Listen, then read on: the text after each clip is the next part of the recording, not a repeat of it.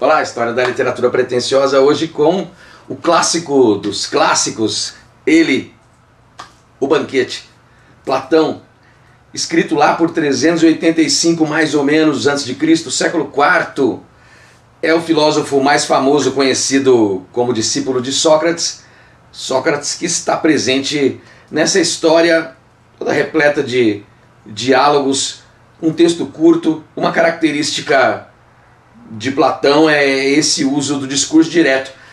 Vejam, O Banquete é uma história feliz sobre o amar, o amor.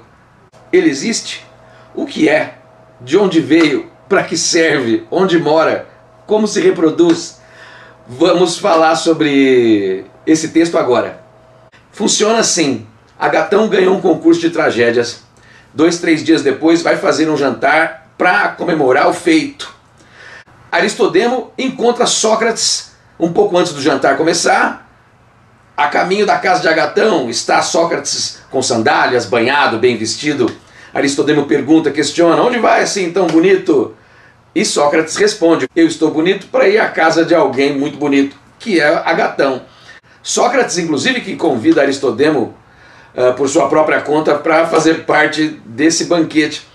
Aristodemo não foi convidado então, mas segue junto com o professor, e este Sócrates faz pausas no caminho para meditar, conversar com alguém, e sempre gesticula pedindo para que Aristodemo seguisse adiante, que fosse indo, ele já estaria próximo. Aristodemo chega até a casa de Agatão sem o Sócrates, e que vem vindo mais tarde e acaba chegando depois que o banquete começou. Os discursos que compõem o texto O Banquete são 7.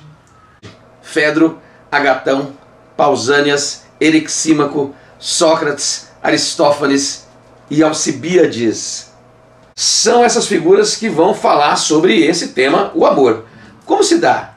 Há uma discussão posta por Erixímaco, um médico, sobre os malefícios da bebida em excesso, a ressaca, a passar mal. E naquele banquete, Erixímaco observa que as pessoas vão acabar bebendo bastante e ele precisa, então, expor sua ideia e pedir alguma tranquilidade aos convidados. E a ideia justamente parte de Erixímaco para que se fizesse uma espécie de hino de louvor ao amor.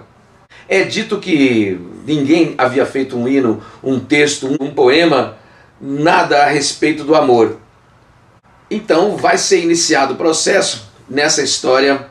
Os discursos passam pela homenagem a Sócrates, pela questão da dualidade do amor, da necessidade do equilíbrio, mas é Aristófanes quem produz o texto mais marcante até agora.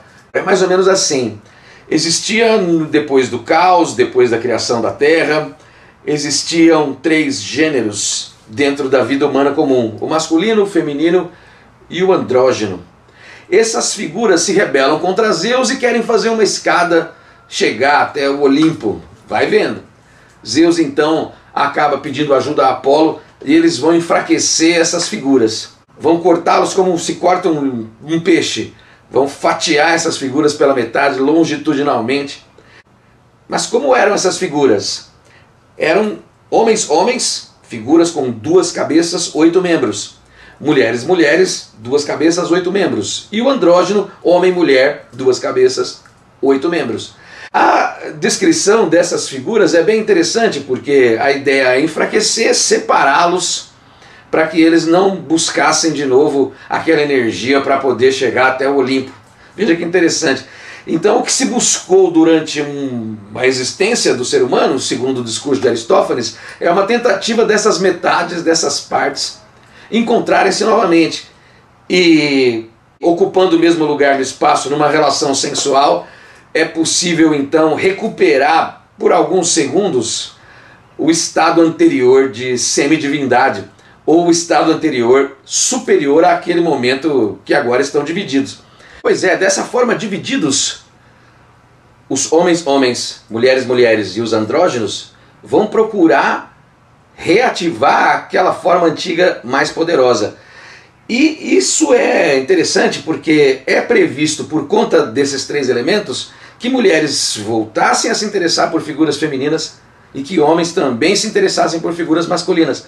Diz Aristófanes que esse é um ato de coragem de homens junto com homens, para que houvesse então um engrandecimento da natureza humana. Homens que se ligam a homens têm uma tendência à vida política, à liderança, está no discurso de Aristófanes. Bem interessante esse lidar com o amor, porque no discurso do Aristófanes isso se liga ao desejo, é o philia, amor, desejo, philia em grego. É marcante o reflexo dessa história em outras que seguiram no tempo, como Tristão e Isolda, ou mesmo Romeu e Julieta, essa questão do desejar, do querer ser uma outra figura após ou durante as paixões. Esse contato, esse encontro, esse reencontro das metades, no caso do banquete, elimina um pouco a ideia de tampa e panela no sentido apenas heterossexual da coisa. É previsto sim no texto do Aristófanes que as figuras todas se interessem um pelo outro, sem melindres nem culpa. Sabe-se que durante um certo período na Grécia Antiga, a relação entre os homens, por exemplo, era uma estratégia militar, de guerra, manter uma união, manter uma unidade. Isso também se dava através dessas relações amorosas. Não por acaso Sócrates vivia rodeado dessas figuras masculinas, diz a sua biografia. Isso favorecia um progresso nas discussões, nas deliberações, no engrandecimento de alma, do intelecto, porque havia mais cumplicidade e menos conflitos, menos melindres, menos medos. Vale a pena discutir o banquete, reler e observar de que modo ele se apresenta influenciando outras obras, como essas que citei, Tristão e Isolda, Romeu e Julieta, Arte de Amar, de Ovídio. É bem possível. Boa leitura.